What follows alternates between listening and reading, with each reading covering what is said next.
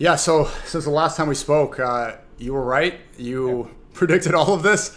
And since then, you've become yeah, quite the social media phenomenon. I'm seeing you everywhere, all over TikTok. People are sending me all over Twitter.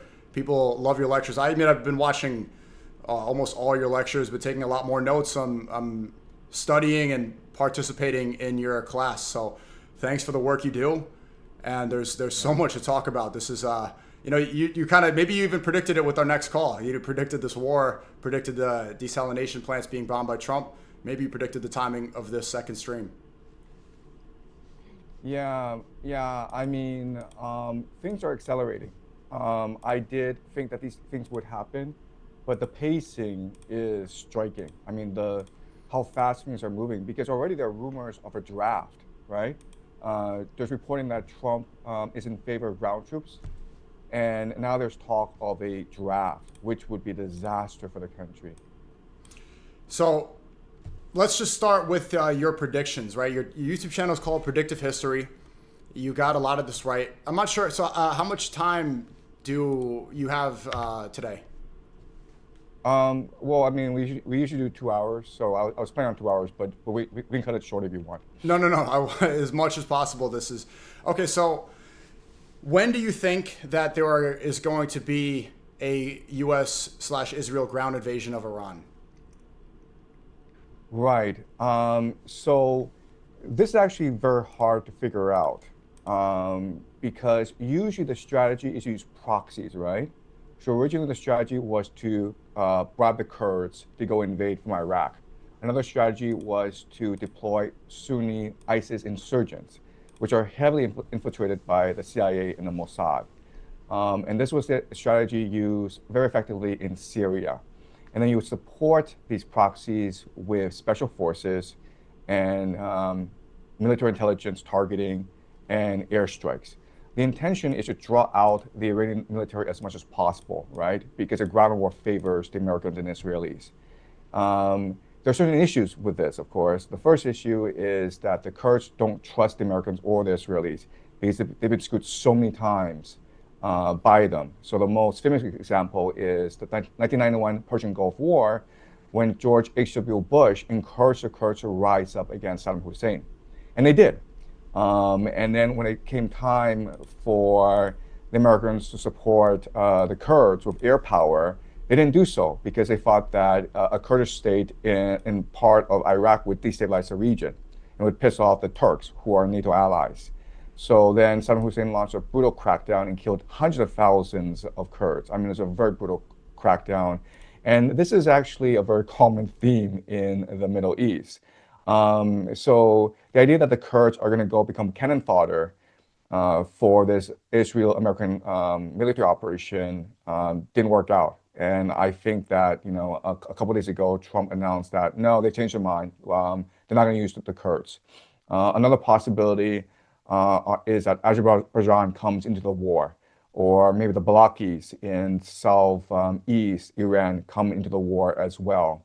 But it doesn't seem as though anyone's interested because they appreciate that, first of all, you can't really trust the Israelis and the Americans. Second of all, it's a losing proposition because there's no really, there's no grand strategy to actually win this war. So that's a major problem. Also, we need to understand that a lot of Mossad capability within Iran has been depleted. So remember, during the 12-day war, the Israelis, for the first few days, was devastating the Iranian government. A lot of scientists, a lot of generals, like a lot of government officials were being killed, targeted.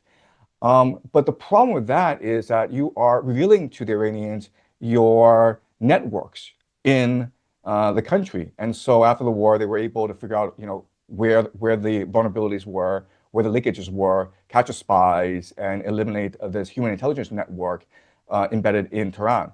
And then you had the January protests where Mossad agents and Mossad affiliated cells were spearheading these protests. They were shooting police officers. They're actually beheading police officers. And this led to a violent confrontation. And, that made great headlines. And that made Trump very angry. He said that if these protests continue and the slaughter continues, then he would deploy his Air Force.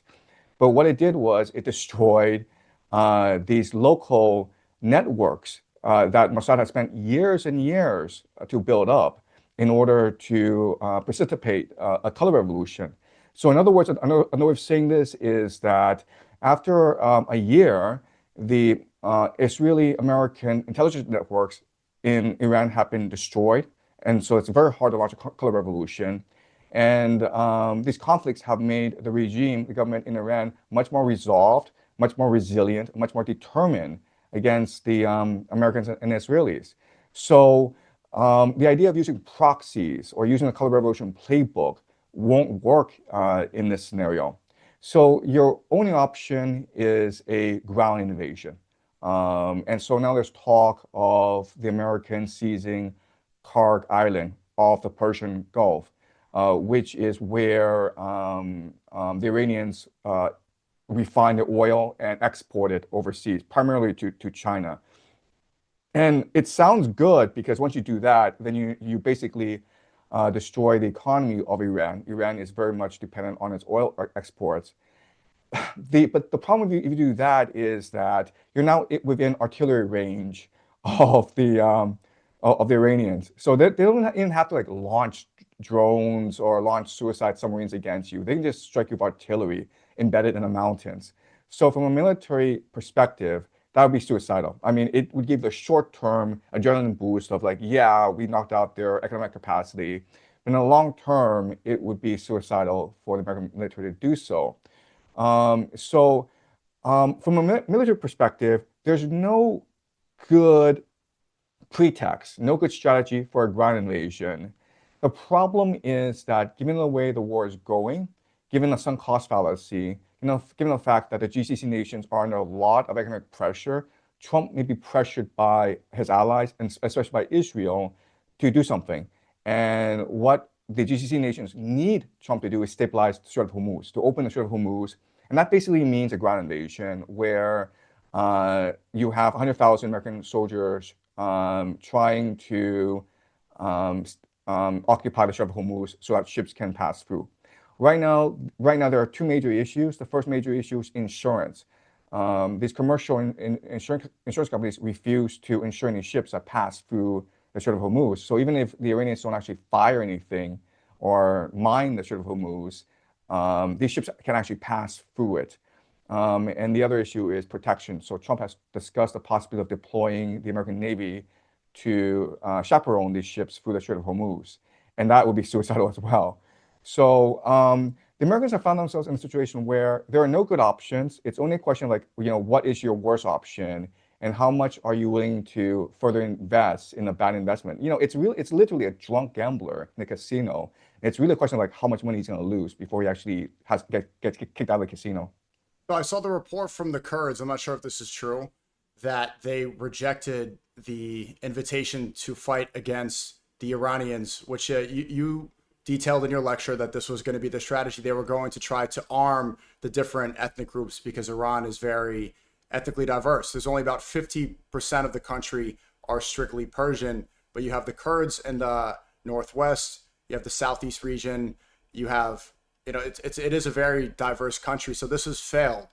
And now the only way to really reclaim the Strait of Hormuz is with the ground invasion. You wrote in your Substack that in order to complete actual regime change, that you would need 500,000 soldiers, but you estimate to be successful, they would need 2 million. Yeah, so experts are saying that Trump may deploy 500,000 troops, which is the bare minimum. And what I'm saying is that just to be, like militarily, you would need at least 2 million. Because remember, it's not just combat troops, it's also support as well. So you have to think about the logistics network that you need to protect. And that's the issue that they faced in the Iraq War in 2003. So, on the news, you saw these Americans doing thunder runs in Baghdad. And it was good optics. But what was not reported was that the American military was moving so fast throughout Iraq that their logistics network got left behind.